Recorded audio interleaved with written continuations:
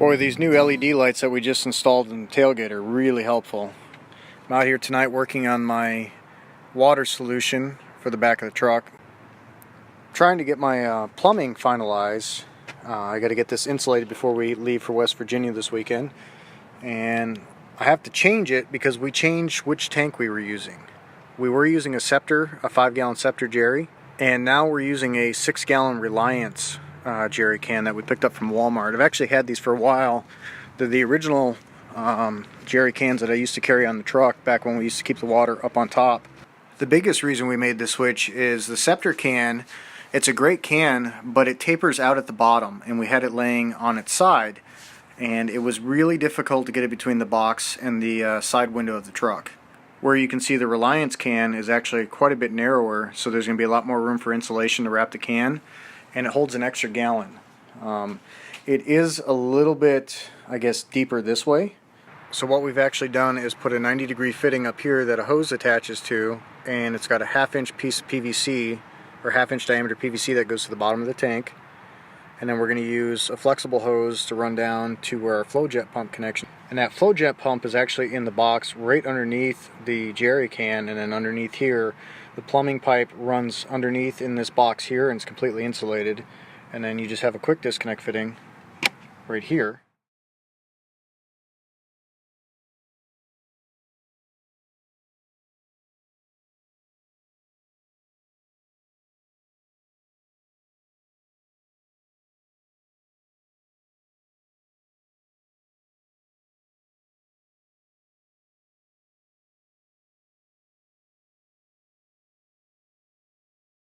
So this is one of the reasons why we chose to do it this way, because now we can still fill up our 5-gallon Scepter that's on our bumper and basically fill this tank from anywhere, whether it's a rest stop or a campground. So now that we got our tank filled, all we got to do is hook up our hose.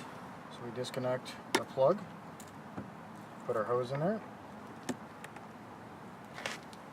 just like that. Now we reach up here to this little shut-off valve we installed, turn that up, and wait for it to draw suction.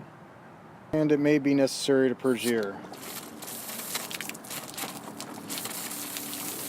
Sounds like we got a good prime now.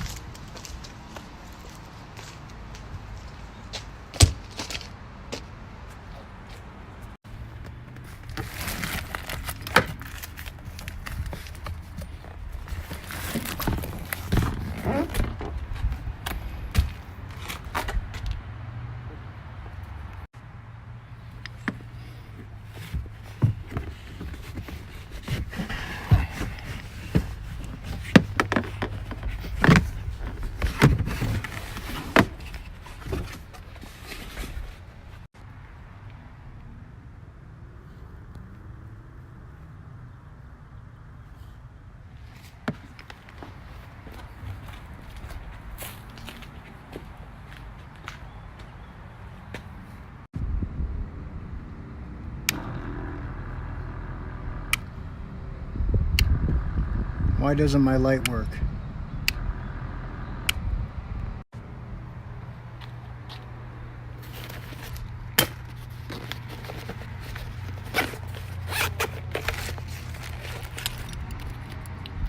Let's find out.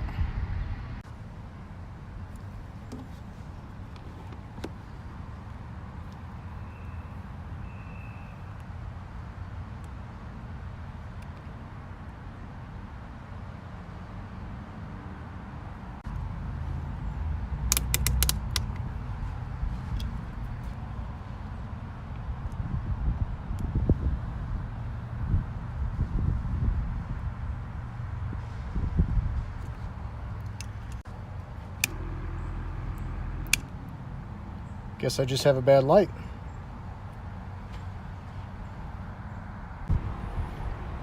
Tell you what though, I'm really digging this new tool bag from Blue Ridge Overland Gear.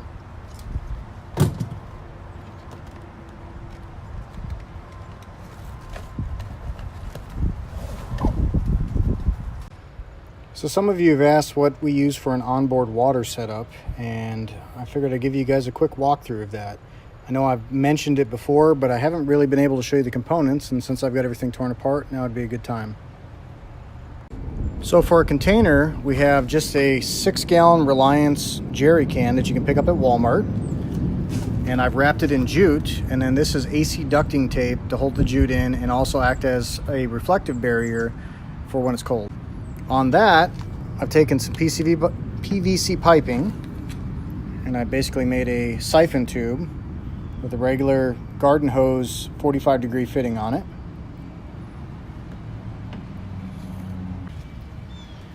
And that garden hose fitting attaches to my inlet pipe, which I have wrapped with foam insulation like you'd see in normal household plumbing, going to a piece of hose that's got a ball valve. Now the ball valve allows you to close off the water supply to the system or open it back up. And then I have a quick disconnect fitting at the base of the hose right down there, followed by another quick disconnect on the outlet fitting, and this goes to my hose, which is this quick disconnect fitting. Plugs in much like an airline, just like that. That's locked in the on position, or you can do quick bursts. And then when you're done, just pull that back off, and I always put the plug back in, just like that. At the heart of the system is a 2.9 gallon per minute at 50 psi flow jet pump. And see if I can get you a close-up here. And typically I have that wrapped in insulation as well. And then the power supply goes through the switch on the back that you had seen already, down through here, and then over to a Blue Sea fuse box. That's tapped into our secondary battery up front. So it gets power here, and then this is a ground bus bar right there. Both are wired directly to the battery up front.